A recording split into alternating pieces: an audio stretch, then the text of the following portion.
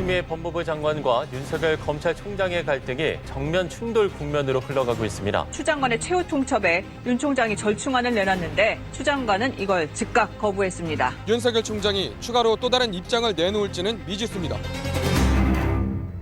예, 어제 오전 추미애 장관이 윤석열 검찰총장을 향해서 최후 통첩을 했죠. 목요일 오전 10시까지 장관인 내 수사지휘에 대한 입장을 밝혀라. 그런데 목요일이 되기 전에 윤 총장이 답을 내놨습니다.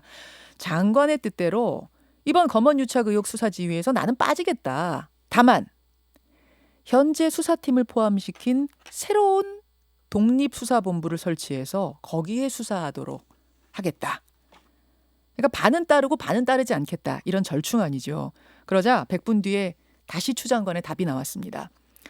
총장이 독립수사본부를 제안한 건 사실상 기존 수사팀의 교체, 변경을 의미하는 거기 때문에 장관 지시를 이행하는 걸로 볼 수 없다. 즉 지시 불이행이다. 다시 내일 10시까지 답을 달라.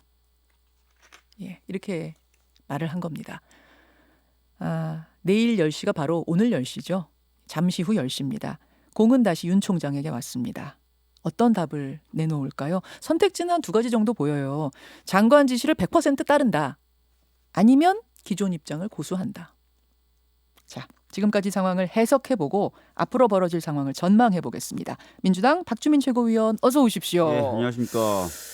윤 총장이 독립수사본부를 만들어서 거기에다가 이번 건을 수사하게 하겠다는 걸 추 장관이 단칼에 거부. 이럴 거라고 예상하셨어요? 네, 사실 검찰 쪽에서 그 지시 내용을 100% 수용하지 않는다면 특히 현재 수사팀을 그대로 존속시키는 것, 네. 그것을 수용하지 않을 경우에는 당연히 추 장관이 받아들이지 않을 거라고 생각을 했죠. 왜냐하면 여러 차례 그걸 강조했습니다. 예. 뭐 특임 검사나 이런 건 안 된다, 뭐 이런 식으로 여러 차례 강조를 했기 때문에 뭐 예상은 됐었던 이렇게 될 걸로 것입니다. 예상하셨군요. 예, 100% 수용이 아니면 거부할 것이라고. 근데 이제 윤 총장 측의 주장은 이렇게 해석이 돼요. 검찰총장한테 수사지휘 라인에서 빠지라고 하는 건 위법적인 짓이다. 게다가 윤 총장과 사이가 안 좋은 이성윤 지검장이 서울중앙지검 수장 아니냐. 서울중앙지검 수사팀에 맡기면 오히려 편파 수사를 할 우려가 있다는 의심을 지금 하고 있는 것 같습니다. 그러니까 쉽게 말해서 나도 빠질 테니 이성윤도 빠져라. 둘 다 빠지고 독립수사본부에 맡기자. 이제 이런 절충안을 제안한 셈인데 어떻게 보세요? 사실 이제 어떤 분들은 뭐 방금 말씀하신 것처럼 굉장히 이게 절충안이다 이렇게 얘기하시는 분들이 있어요. 예. 근데 기본적인 원칙에서 봤을 때는 이게 절충안이라고 보기가 어렵습니다. 우선 검찰청 공무원 행동 강령을 보면은 네. 여러 가지 직무연이 있거나 이런 사람들이 뭔가 그 사무의 대상이 되거나 그러면은 네. 본인이 그걸 피하도록 돼 있어요. 근데 지금 이 검언유착 사건은 다른 누구도 아닌 윤석열 총장의 최측근이 관계된 사건입니다. 네. 그러면은 윤석열 총장이 뭐 자기가 큰 마음 내서 지휘에서 빠질게 이렇게 할 게 아니라 어떻게 보면 당연한 원칙상 빠져야 되는 겁니다. 그렇기 때문에 처음에 본인도 누가 얘기하기도 전부터 검찰 차장, 네. 대검 차장이 주재하는 대검 부장회의의 지휘를 일임하고 자기는 빠지겠다고 했던 스스로 거예요. 이제 그렇게 얘기했었죠. 예, 본인이 빠지겠다고 했던 거예요. 예. 본인이 처음부터 자기는 빠지겠다고 해놓고 그 뒤로는 안 빠지려고 그랬죠. 계속. 그리고 이제는 자기도 빠질 테니까 이성윤도 빠져라. 서울중앙지검장도 빠져라라는 네. 이상한 논리를 대고 있는 거예요. 처음부터 자기는 빠진다 그랬단 말이에요. 왜냐하면 자기 최측근 사건이기 때문에. 그다음에 두 번째로 네. 서울중앙지검장이 뭐 검찰총장하고 사이가 안 좋다. 그러니 빠져라. 이게 말이 됩니까? 그러니까 편파 수사에 우려가 있다. 뭐 이런 이야기들이 지금 그쪽 이제 측근들에서 근데 나오는 것 그 같습니다. 이유나 명분이 있냐고요. 실제로 서울중앙지검장이 어떻게 이 사건을 이성윤 수사해 지검장. 왔기 때문에 이상하다라고 얘기를 하느냐고요. 아무런 근거나 명분도 못 되지 않습니까? 결국 받아들이기 어려운 아니다라는 말씀을 지금 하시는 예. 거예요. 지금 오히려 서울중앙지검장을 이유 없이 뺀다면 네. 그게 더 이상한 거 아닙니까? 그러니까 절충안이 아니고 꼼수 아니다 이렇게 보시는 거예요? 실제로 뭐 절충안이라고 한다면은 지위의 핵심은 받아들이면서 약간의 변형을 가했을 때 절충안이라고 할 수 있는데 네. 추미애 법무부 장관의 지위의 핵심은 아까도 말씀드렸던 것처럼 현재 수사팀이 독립성을 가지고 그대로 수사하게 하라가 핵심이에요. 예. 그래서 수사 전문 자문단도 운영하지 말라고 했던 게 그 이유였던 것이고요. 그 핵심을 건드리는 거기 때문에 이건 절충안이라고 보기 어려운 거죠. 지금 서울중앙지검의 수사팀도 그 독립수사본부 안에 포함시키겠다라는 것도 아니라고 보세요. 그러니까 지금 중요한 게 이제 수사팀만이 수사를 하는 게 아니지 않습니까? 그 위에 있는 검사장인 서울중앙지검장의 지위를 받으면서 수사를 하는 건데 그렇죠. 그 위에 지위를 하는 컨트롤 타워를 바꾸겠다는 거예요. 서울고검장으로. 예. 예. 그거는 이제 수사팀을 온전시킨다는 개념이 아닌 거죠. 수사의 그 라인의 정점에 있는 지검장이 서울고검장으로 바뀌는 건 그럼 팀이 바뀌는 거라고 보신다는 사실상 말씀이군요. 그렇게 봐야 되겠죠. 근데 지금 알려지기로는요. 이 독립수사본부 제안을 윤석열 총장 혼자 생각해낸 게 아니라 대검과 법무부가 함께 물밑 논의를 통해서 만들었다는 얘기가 들립니다. 파국을 막아보자고 함께 논의해서 나온 안이다. 왜냐하면 법무부 장관도 검찰총장도 둘 다 대통령이 임명한 사람들인데 이렇게 파국으로 가고 수렁으로 가서 해야 되겠느냐 해서 머리를 맞대고 만든 안이라고 그러거든요. 그런데 추 장관이 어떤 결단에 의해서 이걸 지금 거부한 상황. 이 양쪽이 머리를 맞대고 파국으로 가는 거 막아보자고 만든 아니면 좀 받아들였어야 되지 않겠느냐라는 얘기도 나오는 것 같아요. 저는 이건 단순한 문제가 아니라고 생각합니다. 장관이 그 소속 공무원이라든지 또는 그 소속된 외청의 공무원들을 지휘할 수 있습니다. 예. 근데 이제 지휘를 할 때마다 그러면은 그 외청의 수장이 그 외청 소속 간부들을 모아놓고 의견을 듣고 우리가 의견을 들어보니까 당신 지휘를 따르지 않는 게 맞다고 합니다. 라고 하면서 안 따르고 이런 한 사례가 발생되면 앞으로 어떻게 될까요? 이거는 이미 그 단순히 이제 법무부와 검찰과의 관계를 넘어서서 네. 어떻게 보면 공무원의 어떤 기강의 문제, 전체적인 어떤 그 행정부의 운영의 문제까지도 문제 제기를 하는 상황이 되어버렸어요. 항명이라고 보세요. 실제로 지시를 지금 안 따르고 있죠. 네. 안 따를 권한도 없으면서. 그럼 이 문제를 단순하게 지금 보기 좋게 매듭 짓는 것 이것이 중요하다라고 볼 것인지 파국을 맞는 게 중요하다고 볼 것인지 아니면 법대로 네. 지시가 이행되는 것이 중요한 것인지 그것을 한번 판단해야 될 때가 됐을 수도 있다고 봅니다. 그 말씀은 제가 파국이라고 좀 표현했지만 결국은 윤석열 총장 그만두는 상황. 뭐 제가 꼭 그걸 염두에 둔 건 아니고요. 그렇게 되더라도 네. 이건 원칙대로 가야 된다는 말씀이세요? 지금 아까 말씀드렸던 것처럼 이 사안이 단순히 하나의 어떤 그 사안이 아니라 어떻게 보면 향후에 비슷한 전례들을 계속 만들어낼 수도 있습니다. 비슷한 전례. 뭐 예를 들어서 국방부 장관이 뭔가 지휘를 하면 합참 의장이 그 자기 소속한 각 육해공군 대장들 불러서 논의 한번 해보겠습니다. 그래서 논의를 해봤더니 안 따르는 게 맞는다는데요. 이러면 어떻게 되는 거죠?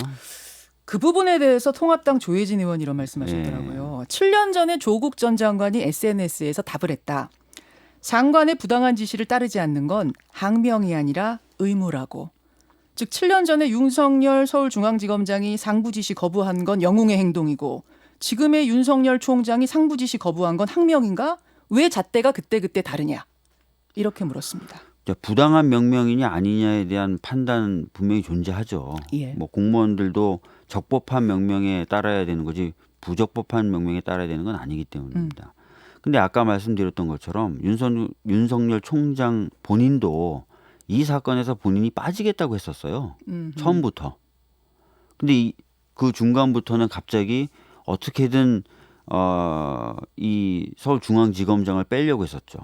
전문수사 자문단을 소집한다든지 대검 부장회의를 통해서 뭐 뭔가 결정을 하겠다든지 그런 모습들을 계속 보여왔다는 거예요. 그래서 이 부분은 오히려 뭔가 정말 제 식구 감싸기를 위해서 총장이 계속 이 사건에 대한 영향력을 행사하거나 또는 수사 결과가 자신이 원하는 방향으로 가지 않도록 하기 위해서 수사팀에 영향을 주려고 했던 행위로 보여진다는 거죠. 그러니까 부당한 지시가 그 7년 전에 그때 상황과 지금 상황은 좀 다르다고 다르다라는 보는 말씀을 겁니다. 지금 하시는 예. 것 같아요. 아무튼 그러면 오늘 10시에 윤 총장 답이 뭐 나올 텐데 뭐 두 가지죠. 장관만 100% 따르겠습니다. 아니면 못 따르겠습니다. 두 가지 중에 하나인데 제가 볼 때는 못 따르겠습니다 할 가능성이 좀 커 보이는데 어떻게 보세요? 일단은 뭐 10시 전까지 입장이 나오진 않을 것 같아요. 왜냐하면 오늘 10시까지 네. 입장을 내라는 장관의 그 재차 지휘가 있었고 예. 거기에 맞춰서 어제 저녁에 그 일종의 입장 표명을 한 거 아닙니까? 그렇죠. 그러니까 뭐 다시 또 오늘 10시까지 또 입장을 표명하진 않을 것 같고 또 숙고에 들어가지 않을까 이런 생각이 듭니다. 10시까지 입장 안 나올 걸로 보십니까? 왜냐하면은 10시까지 입장을 내라는 말에 예. 따르는 그게 형식으로 어제 어제 저녁에 나왔기 나왔기 때문에 한번 나왔기 때문에 조금 더 고민할 것 같다. 예. 고민 후에는 어떤 답이 나올 거라고 예상하세요? 글쎄요. 지금 뭐 그 나름 뭐 윤석열 총장 쪽에서는 이게 절충안이라고 생각하고 냈던 것이라서 이것을 받아들이지 않은 것에 대해서는 또 새로운 고민을 또 시작하지 않을까 싶어요. 그래서 어떤 고민의 결과를 내놓을지는 좀 지켜봐야 될 것 같습니다. 100%를 따라라라는 이 지시를 100% 따르지 않으면 이제 지시 불이행으로 본다는 것에 대해서는 추미애 장관이 확실하게 지금 입장을 밝힌 상태라서 결국 100% 따르지 않으면 지시 불이행한 이제 총장이 되는 거고 그러면 그에 대한 후속 조치는 나올 수밖에 없는 상황인 거죠. 뭐 그럴 것 같습니다. 예. 근데 이제 100%라는 말에 좀 함정이 있는 것 같아요. 예를 들어서 제가 지난번에 추미애 장관이 법사위에 출연해서 나왔을 때 제가 물어봤던 게 있어요. 탄산수를 비유한 건데 예. 탄산수는 물과 탄산가스란 두 가지를 합쳐서 만들어요. 네. 그러면은 그 중에 이제 탄산가스를 안 넣으면 이게 절반의 탄산수냐? 그 얘기 하셨죠. 그냥 물이잖아요. 예. 그래서 100%냐 90%냐 이런 게 있는 게 아니라 아까 말씀드렸던 것처럼 지금 현재 하고 있는 수사팀이 잘못하고 있는 게 없잖아요. 뭘 잘못했다고 지금 대검에서 지적을 못 합니다. 너희들은 이걸 잘못했어. 너는 이걸 해야 되는데 안 하고 있어라든지 이걸 못 하고 있어요. 예. 굉장히 정상적으로 수사를 하고 있는 거고 그래서 그런지 그 수사팀을 이끌고 있는 부장검사가 내부망에다가 수사가 잘 진행되고 있다. 실적 진실에 상당히 접근했다.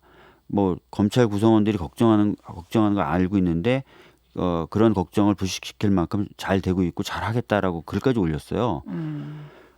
뭘 잘못하고 있다는 걸 지적도 못하면서 그 팀을 빼려고 하는 것을 하지 말라는 거거든요. 예. 즉 근데 그게 뭐가 보여가지고 그걸 이제 뭐 명분 삼아서 얘기하는 게 아니라 보이는 게 없단 말씀이신 거예요. 근데 그거를 훼손하는 순간 예. 뭐 절반의 뭐 절충안 이렇게 될 수가 없는 거예요. 90%안 이런 게 있을 수가 없는 겁니다. 그걸 훼손하는 한. 후속 조치란 건 뭐가 가능한가요? 뭐 일각에서 나오는 거는 감찰 지시가 있을 수 있고 아니면 직무 중단?